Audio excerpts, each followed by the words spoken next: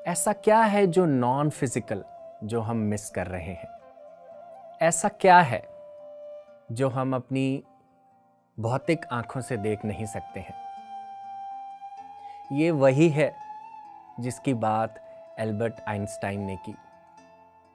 ये वही है जिसकी बात पीटर हैंस ड्योर जैसे महान वैज्ञानिकों ने की। नॉन फिजिकल फिनोमेना जो हमारी स्थूल अवस्था से कहीं आगे है। तो हमारे महान वैज्ञानिकों ने इस नॉन फिजिकल फिनोमेना की बात 200 से 500 साल पहले करनी शुरू की। पर यही ज्ञान हमारे ऋषि मुनियों द्वारा हजारों साल पहले अनुभव किया गया और उसके बारे में लिखा गया, कहा गया। ये ज्ञान का जो भंडार है, इस ज्ञान को हम कहते हैं वेद। वेद शब्द बना है विद से। विद जिसका मतलब है जानना, टू नो। तो वेद उस ज्ञान का संग्रह है, उस ज्ञान का सागर है जो हमें खुद के वास्तविक स्वरूप से मिलवा सकता है।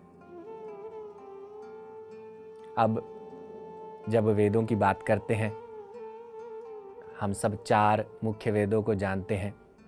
ऋग्वेद, यजुर्वेद, सामवेद, अथर्ववेद। ये वेद विभिन्न विभिन्न विषयों पर बात करते हैं। कोई भी विषय हो, गणित से लेकर एस्ट्रोलॉजी तक, एस्ट्रोनॉमी से लेकर कॉस्मोलॉजी तक, चिकित्सा तक, केमिकल रिएक्शंस तक, और ना ही केवल यह विषय पर इसके भी अलावा मृत्यु के पार क्या है, हम कौन हैं, मैं कौन हूं, कैसे हम एक दूसरे से जुड़े हुए हैं, इस सारी की भी चर्चा करता है। तो मैं कहूं, ये वेद किसने लिखे थे? ये वेद वास्तव में किसी ने नहीं लिखे थे। ये वेद जब हमारे ऋषि मुनि ध्यान की अवस्था में बैठने लगे, अपने भीतर उतरने लगे, गहरा जाने लगे, तो यही वेदों का ज्ञान समंदर की तरह, उनकी लहरों की तरह ऊपर उभरने लगा। और इस सब को सम्मिलित कर कर एक संग्रह के रूप में बनाने का जो श्रेय जाता है, वो जाता है श्री वेद व्यास जी को। क्योंकि वेदों की बात हो और श्री वेद व्यास जी को हम अपना आभार प्रकट ना करें, ऐसा कैसे हो सकता है? अब जब वेदों की बात होती है, ये शब्द ज़्यादातर सुनने पर एक जो हमारा, जिसे कह लीजिए एक रिएक्शन होता है, वो बड़ा ही अलग होता है। जबकि ये हमारे सबसे प्राचीन ग्रंथ हैं, पर जैसे ही हम इसके बारे में सुनते हैं, हमें लगता है, हे भगवान, मैं तो वेद नहीं पढ़ सकता, ये मेरे बस के बाहर है। ये तो संस्कृत से भरे हुए हैं और मुझे संस्कृत नहीं आती, तो मैं कैसे समझूंगा इस ज्ञान को? आइए इस चीज़ को समझने से पहले, इस प्रश्न का उत्तर देने से पहले, हम वेदों के बारे में कुछ थोड़ा और जानते हैं। 4 वेद और हर वेद 4 भागों में बटा हुआ है, यानी कि हर वेद के नीचे 4 भाग हैं। ये 4 भाग क्या हैं?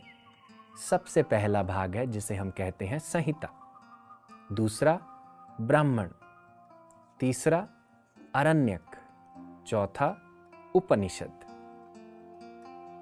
हमारी संहिता क्या है? संहिता एक संग्रह है बहुत सारे मंत्रों का,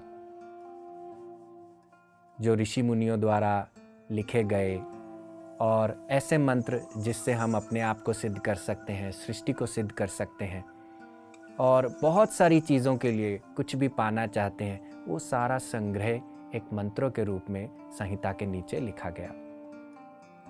दूसरा हमारा है जिसको हम कहते हैं ब्राह्मण। ब्राह्मण क्या है?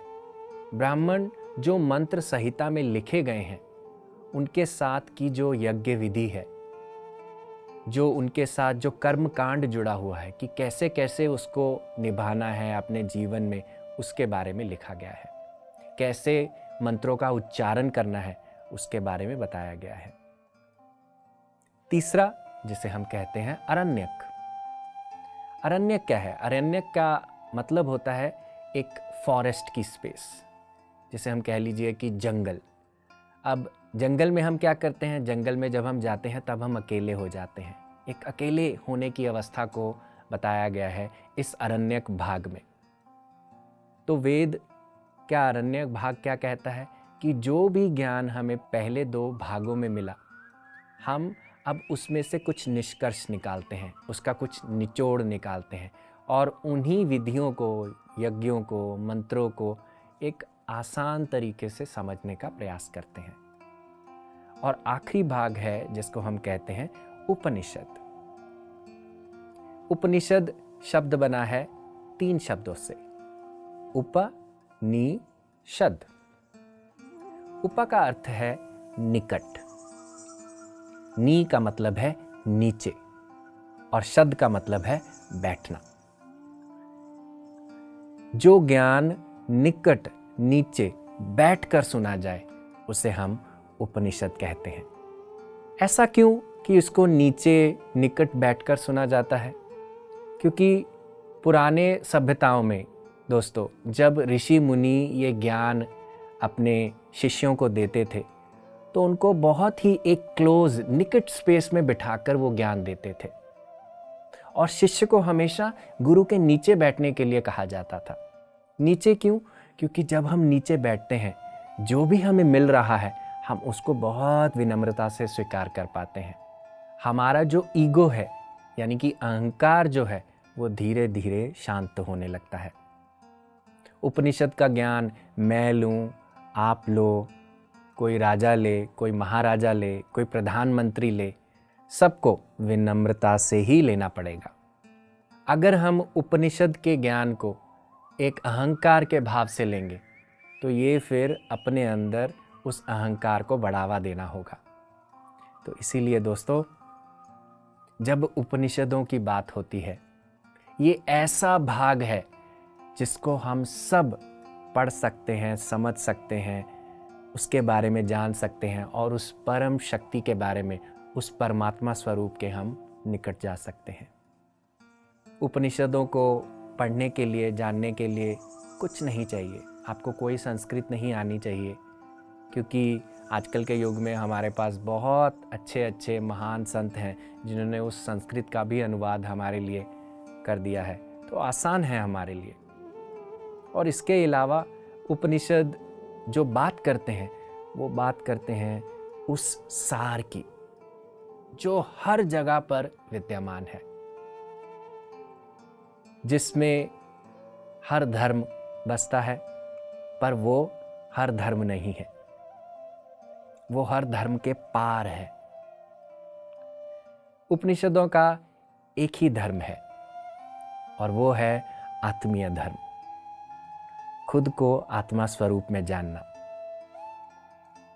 अब जैसे हमने शुरुआत में कहा कि वेदों को पढ़ना बहुत मुश्किल है, उनको समझना बहुत मुश्किल है, तो अगर आप वेदों के साथ अपना परिचय बढ़ाना चाहते हैं दोस्तों, मैं कहूँगा आप उपनिषदों से शुरुआत करें, क्योंकि उपनिषद एक ऐसा सार हमें प्रस्तुत करते हैं जिसको हम रोज़मर्रा के जीवन में, अपने रिश्तों में, अपने तनाव में, अपने डिप्रेशन को कम करने के लिए, अपनी एंजाइटी को कम करने के लिए और अपने जीवन के असली पर्पस को समझने के लिए हम उसका इस्तेमाल कर सकते हैं।